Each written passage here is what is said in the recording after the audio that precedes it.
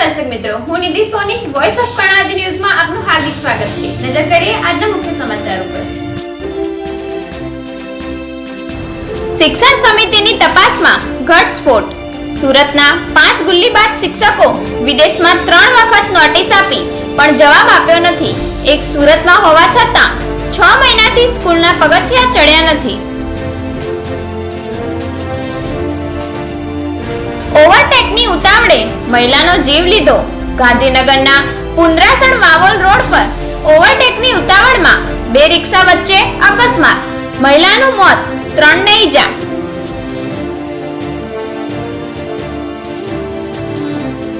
ફરાર આરોપી ઝડપાયો. વડનગરમાં ડબ્બા ટ્રેડિંગના ગુનામાં ફરાર આરોપીને પેરોલ ફ્લોની ટીમે ખેરવાથી દબોચી લીધો.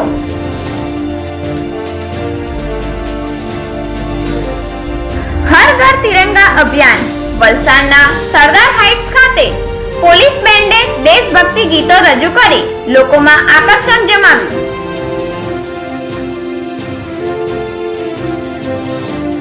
સ્માર્ટ ષડયંત્ર.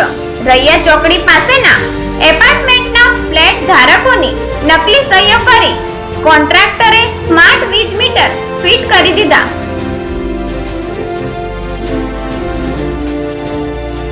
પોલીસ મારા પુત્રના મોતને રેર કેસ નથી ગણતી.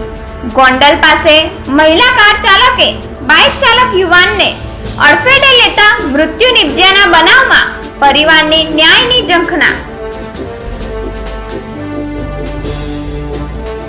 ઉજવણીનું રિહર્સલ.